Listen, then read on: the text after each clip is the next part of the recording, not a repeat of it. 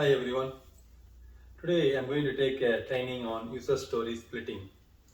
So first let's see why we have to split user stories. So the three major benefits of splitting user stories are estimation, like we are going to have accurate estimate on the smaller user stories, and when you have smaller user stories you can prioritize the higher user stories versus low priority user stories.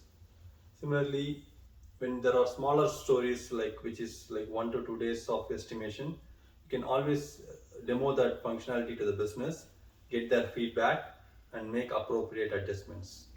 There are various examples you can take. One good example is banking application.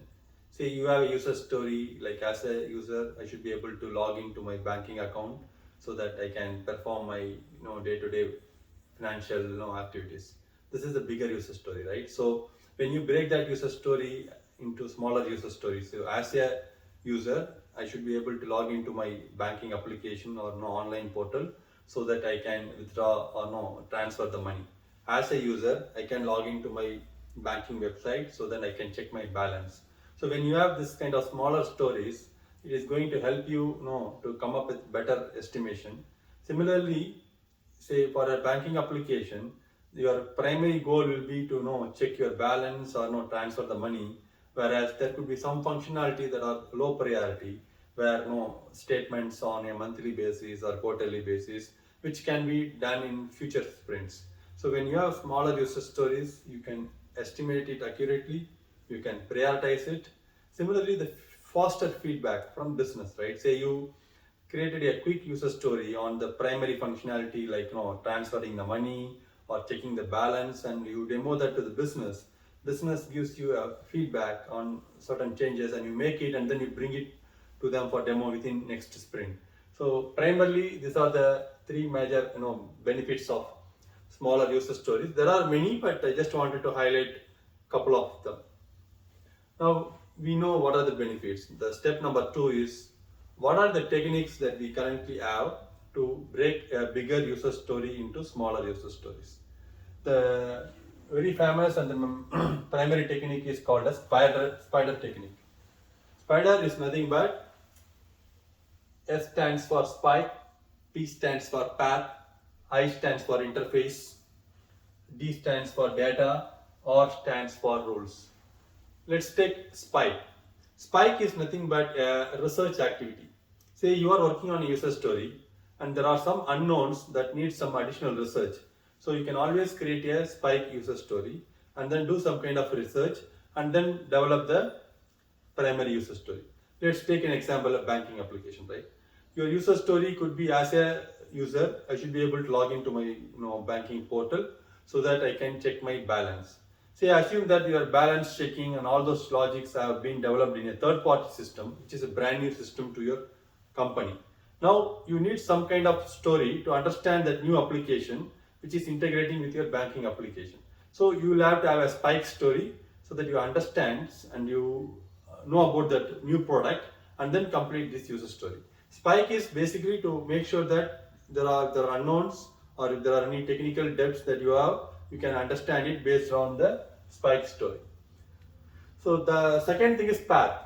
Say like in terms of banking application itself, say you as a user, I should be able to log into my system or portal by giving my username and password so that I can check my balance or transfer money. This is an happy path. The other paths could be, as a user, when I log in with my wrong password, I should be able to get a message to give a correct password. So there could be multiple paths within a user story, so that you can have one user story per path, which is also the second technique that you can use when you split your user stories. Third one is interface, right? We have multiple web applications that we all know that can be accessed by mobile, that can be accessed by web applications. So you can always split this user story by multiple interfaces, like one story where you are developing a mobile application for the same website, one user story where you are developing a web application, so that the accuracy or the estimations can be very accurate. Data. Say that you are developing a screen where you are capturing the customer information for a bank, like first name, last name, date of birth, and the city and all the required details. It could be possible when you enter your date of birth, you may need system to give the calendar icon. Similarly, when you select a city, you would like to system should to show the drop down so that you can select the appropriate cities. Your first user story could be a plain vanilla where you give text box for all the things like including date and cities, so that at least you have a skeleton. Your second user story could be additional inputs on the data, like instead of giving the plain text box, you can give a calendar icon for the data that you enter for date. So you have to understand, whenever you split user stories, understand that primary goal should be to come up with a skeleton, and then you keep on incrementing it. So data is one of the primary factor when it comes to user stories splitting. Rules. We all know that rules are going to be a primary factor. Say the same banking application, you are developing rules for password. Like your stories could be, the password rules could be, it should have special characters. It could be of maximum seven characters, like 7 characters of length, and you cannot use your first name as your password, or you cannot use the last 7 used password. So multiple variations are there. Here also you can break this multiple variations into each user story. Say like first user story could be like the maximum length of the password can be only 7 characters. Second user story could be special characters are not allowed. Third user story could be like your username cannot be your password. So based on the rules, you can split the user story. So this is one of the primary most used tools, spider technique, where you can use each of this attributes like spike, path, interface, data, and the rules to split your user stories. So apart from this spider technique, we do have some other techniques that we can use to split user stories. So bear with me, my drawing skills are not that good. So first one is a spider, second one is a cake. The one that you are seeing here is a slice of a cake, where if you see we have multiple layers. The first layer is user interface, second layer is a middle layer, third one is a database. We all know if you have a bigger cake with 3 layers on it, when there are 4 people in a room, when you want to slice a cake, you're not going to slice it vertically. When you slice it vertically, say the first layer is chocolate, second layer is vanilla, and third layer is strawberry. When you slice it vertically, what will happen is each one will get only 1 layer of cake. It means person number 1 will get the flavor of chocolate, person number 2 will get a flavor of vanilla, and person number 3 will get a flavor of strawberry. The problem with this is none of them are getting chance to view the entire layer of the cake. So instead, when you do a vertical slicing, smaller slices, even though the slice is small, each one gets to taste all the 3 flavors like strawberry, chocolate, and vanilla. So that is the benefit of vertical slicing. So that's a technique number 1 I want to discuss. Every time when you want to split user stories, make sure that you split on a vertical basis. One good example, again the same banking application. Assume that you are developing a login functionality. Your first user story could be, as a user, I log in so that I can able to give my username, password, and log into the application. You are not going to develop any validations. What if the user given a wrong password or nothing like that? As long as you are able to develop something, a skeleton, where user can use the password and username and login, that should be your first user story. Second user story could be like, if the user gives a wrong password, don't allow him to log in. Third user story could be like, what if the user gives invalid character? So what you are trying to do is, you are trying to do the functionality in an incremental basis. Instead, imagine that you are doing it on a horizontal basis, where you are creating user interface. You are taking 2 months, where you have developed the user interface with all the validations and everything. And then after 2 months, you are developing the middle layer. And after 2 months, you are developing the database layer.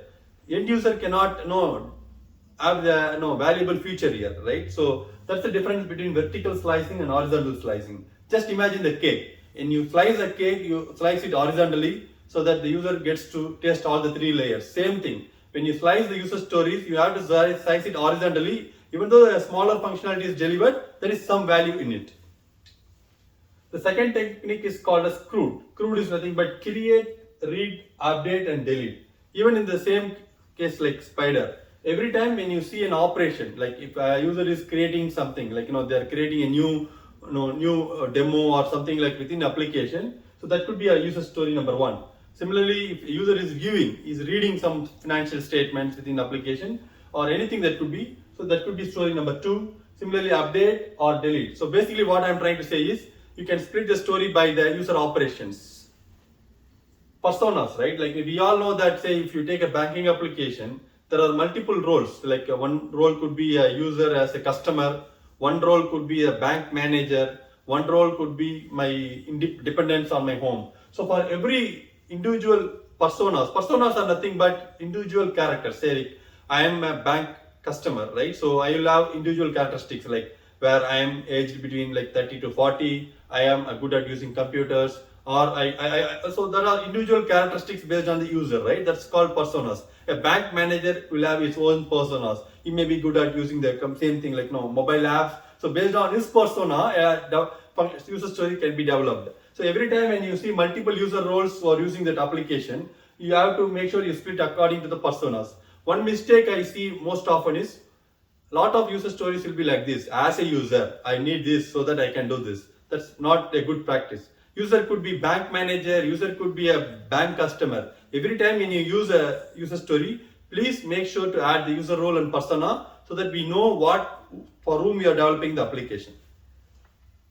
Functional versus non-functional, right? Say like our primary goal will be to complete the functional user story. Coming to the non-functional, it could be security, it could be speed. So in a banking application, you may have a functionality that says that every time when I log into the application, the system should give me the response within 2 seconds or 3 seconds. So what in this case you can do is your first sprint, you can complete the functionality, base functionality, and the second sprint you can complete your non-functional requirements like speed and other safety features. High priority versus low priority, right? So basically if you have a bigger user story, when you want to prioritize it is going to be difficult. When you have a smaller user stories, please make sure that whatever the functionality that is high critical for the business, complete it in one story. The functionality that business can wait, like in case of banking application, if the user says that the reports can wait until the end of third or fourth sprints. When I say reports, like the checking the balances and all those stuff, it can be done in the fourth sprint or fifth sprint. So the overall takeaway here is every time when you see a bigger user story, please make sure that you do use these techniques to see what are the techniques that are applicable to your specific user story to split the bigger user story into smaller user stories. So spider technique, vertical slicing versus horizontal slicing, crude technique, splitting by personas and user roles, splitting by functional versus non-functional, splitting by high priority versus low priority. I hope you like this video. If you like this video, please subscribe to my YouTube channel. Thank you so much. Take care. Bye-bye.